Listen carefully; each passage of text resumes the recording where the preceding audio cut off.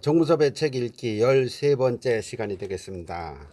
자, 오늘은 다운시프트라는 최승우 씨가 지은 책을 가지고 한번 리뷰를 해보도록 하겠습니다.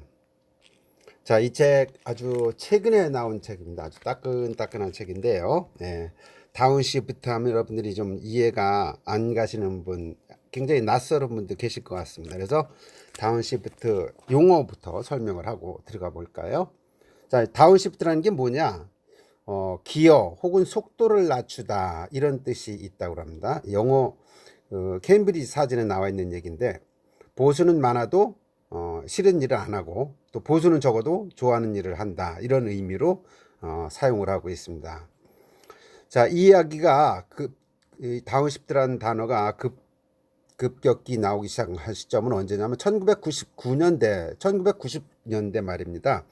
미국에서 이게 아주 유행어처럼 번지기 시작했었는데, 이런 겁니다. 고속도로에서 5단을 놓고 달리다가 기어를 약 한 단계 이렇게 다운시프트 한다는 거죠. 한 단계 내리면은 빨리 갈 때보다는 약간 파노라마처럼 이런 호수에 펼쳐지는 그런 목가적인 전원 풍경을 아주 여유롭게 관주할 수가 있다.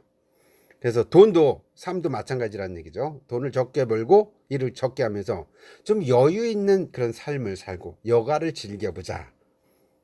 한마디로 해서 삶의 속도를 조절하기 위한 그런 인생 전략 차원에서 나온 것이 이제 시프트라는 그런 단어가 되겠습니다. 자, 그럼 이 책이 나온 그런 저술백, 이 책을 왜 썼을까라는 걸 한번 분석을 해볼까요? 이 저자 최승호 씨는 50세 이후 인생 후반부는 삶의 의미와 가치를 재발견하는 시기라고 합니다. 의미와 가치를 재발견하는 시기고, 성공보다는 성장, 또 목표보다는 목적 중심의 그런 삶으로 전환돼야 될 시점이 바로 이 50세 이후 인생 후반부라고 이야기를 하고 있습니다. 그리고 이 최승우 씨가 보면은 금융경제학을 전공한 경제학자입니다. 그래서 이분 입장에서는 전통 경제학보다는 이제는 어디에 눈을 돌려야 될 때냐, 바로 행복경제학이다. 그래서 지금부터는 50대 중반 넘어서 서드 에이지 시대에 들어간다면은 돈과 행복의 어떤 진실이 무엇인지에 대한 것을 좀 한번 깨달아보고, 그리고 풍요로운 후반부 인생을 준비하자는 차원에서 이 책을 쓴 것으로 이렇게 소개를 하고 있습니다. 이 책의 차례를 보면요, 첫 번째가 이제 어떤 내용이 나오냐면 더 서드 에이지, 새로운 여정의 시작이라는 부터 시작을 해가지고, 그 다음에는 돈의 본질이 과연 무엇인가라는 돈에 대한 이야기들이 나오고, 세 번째 항에서는 내가 돈의 진정한 주인이다, 돈에 대한 것들 여러 가지 일화를 소개하면서 돈의 진정한 주인이 되어야 된다는 얘기를 하고 있고, 제4장에서는 4050 성장하는 삶의 전환점, 그 다음 5장에서 이제 다운시프트, 아까 말씀드렸죠. 기어를 일단 낮추듯이 삶도 역시 관조하는 쪽으로 가야 된다는 얘기. 그 다음 6장에서는 행복한 삶의 조건은 무엇일까 라는 이야기를 통해서 플라톤과 아리스토텔레스, 모나리자의 불행한 미소, 이스털린의 역설, 여러 가지 이제 사례들을 보여주고 있습니다.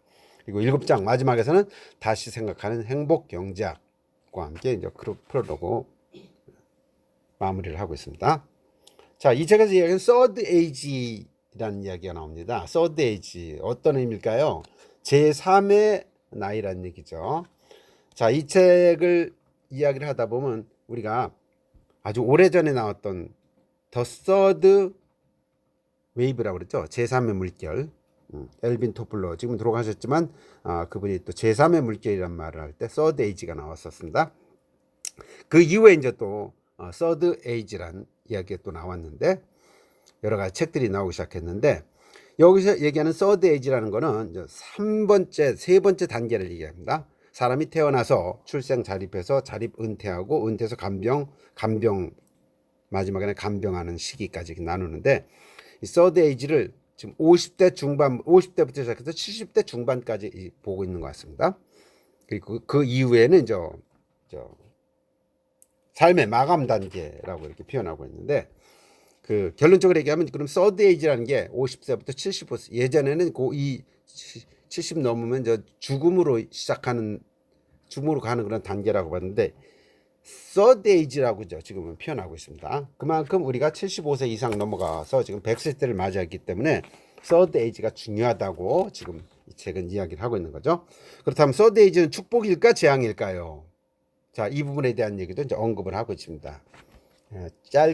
짧게 사는 게 좋을 수도 있고 또 길게 사는 게 꼭 좋은 것만 아니다. 가치 있는 삶, 이런 부분들도 이야기를 하고 있죠. 자, 그럼 이 책에서 목표와 목적에 대한 이야기가 한 언급을 하고 있습니다. 언급이 무슨 얘기냐면요, 목표라는 거는 목적 달성을 위해서 구체적으로 무엇을 하느냐라는 것이 이제 목표가 되는 거고, 목적은 궁극적으로 우리가 달성돼야 될 지향점으로서의 why, 왜 이걸 하느냐라는 why라는 데다가 의미를 부여하고 있는 거죠.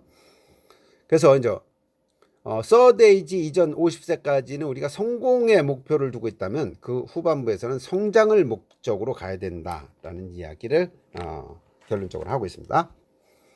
자, 이 책에서 또 나오는 용어들이 여러 가지가 있는데 이제 키워드라고 할까요? 이제 첫 번째가 이제 돈이 나옵니다. 돈. third age를 막기 위해서 우리가 어떻게 살아야 될까 해서 이제 키워드로 나오는 게 돈, 금전이 있어야 되느냐 없어야 되느냐. 또 두 번째는 또 뭐예요? 행복을 어떻게 추구해야 될 것이냐. 그럼 행복이라는 개념은 무엇이냐. 이런 것들을 하나하나 언급하고 있는데, 처음에 나오는 내용이 이제 돈입니다. 돈. 우리가 흔히 알고 있는 돈이라는, 만이라는 단어가 저도 이제 처음 알았는데, 만이라는 단어가 처음에는 이 주노라고 그럽니다. 주노, 여신. 아테네, 그러니까 주피터의 여신인 주노라는 단어에서 추가가 뭐가 됐냐면 모네라는 단어가 추가가 됩니다. 모네라. 이 모네라는 얘기는 뭐냐면요, 경고하다, 감시하다라는 뜻이 있다고 합니다.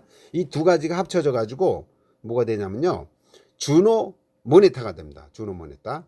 그리고 이것이 이제 다시 정리가 돼서 만이라는 단어가 나온다. 그래서 이 만이라는 단어는 단순히 돌고 돈다는 돈의 의미 외에 경고한다, 감시하다라는 의미도 담겨 있다는 거죠.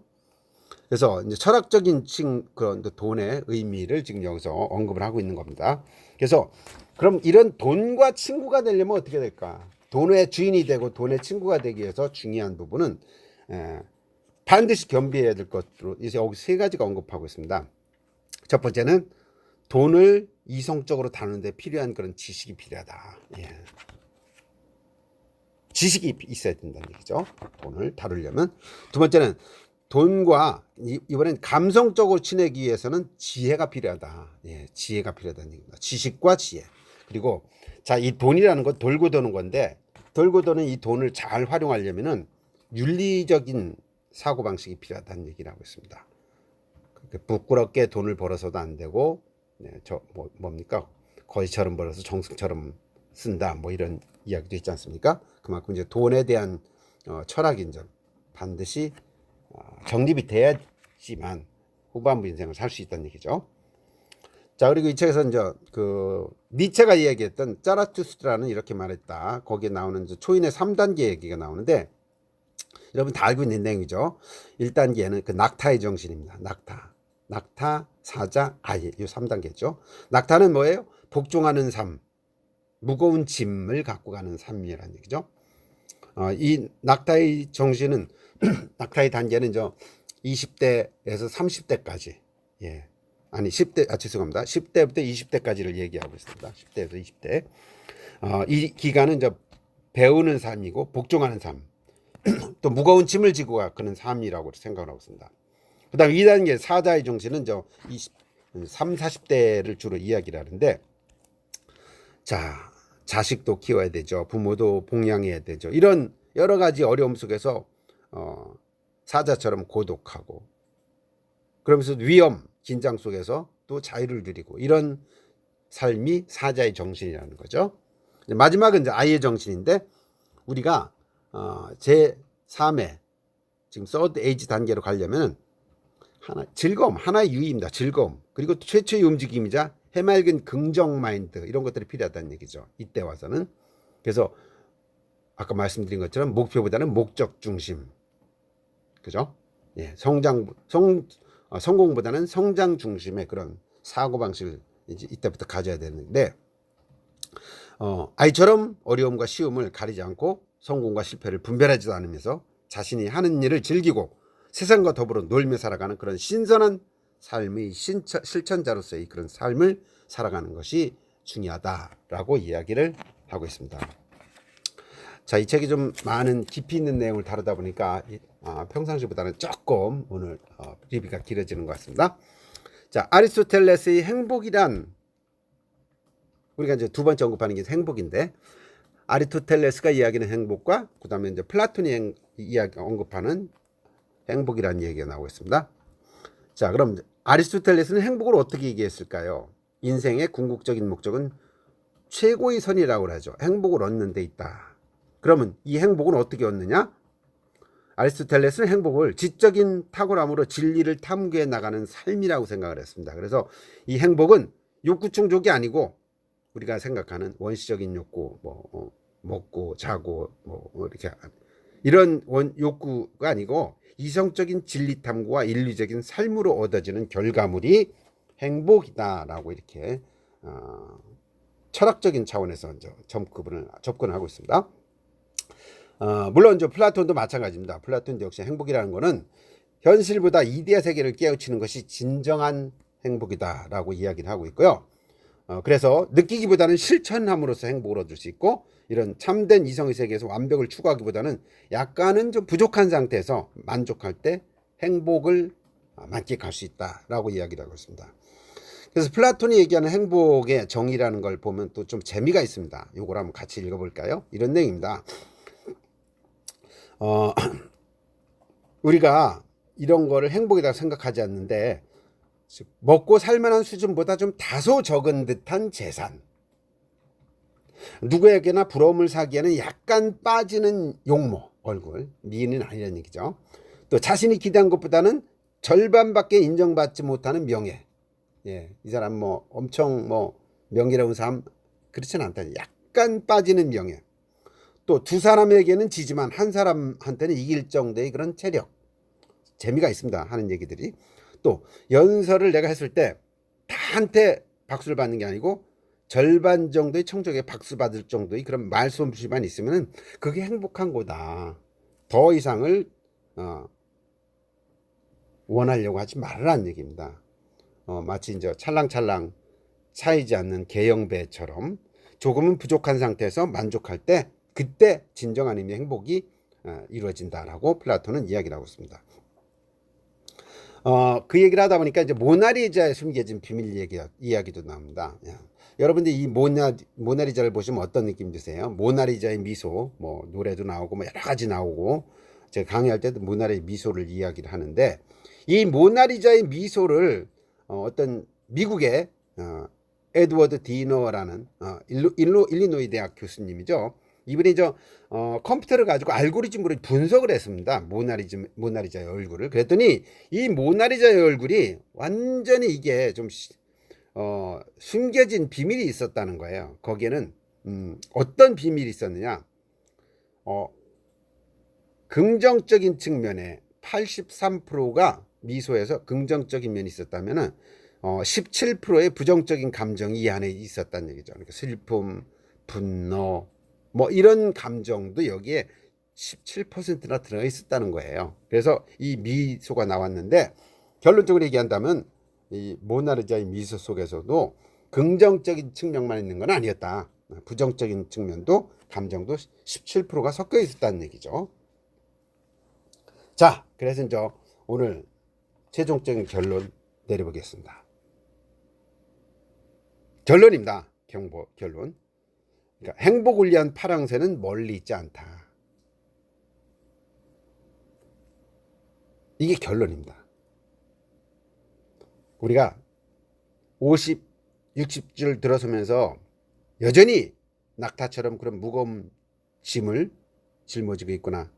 또 사자처럼 몸부림치면서 힘겨운 서드에지를 살고 있는 사람들도 있고, 또 이 세상을 웃으며 긍정하고 춤추며 살아가는 순진무구한 아이 모습을 찾기 어려운 이유는 돈에 얽매여 있거나 다운시프트를 제대로 하지 못하는 그런 상황에서 벌어지는 것이지만은, 그래도 독자들이 이런 가운데서 돈에 노예되지 말고 또 조금 다운시프트를 하면서 살다 보면은 행복을 위한 파랑새는 멀리 있지 않다. 바로 주변에 있다. 예.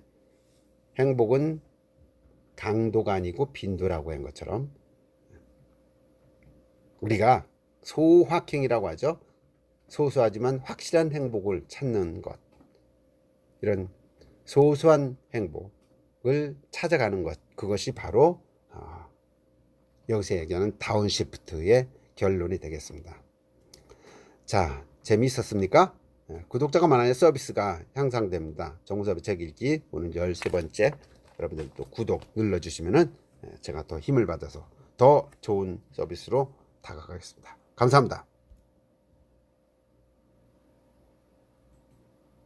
영상 올리는 거 데이터 억수로 먹던데 내가 직접 해보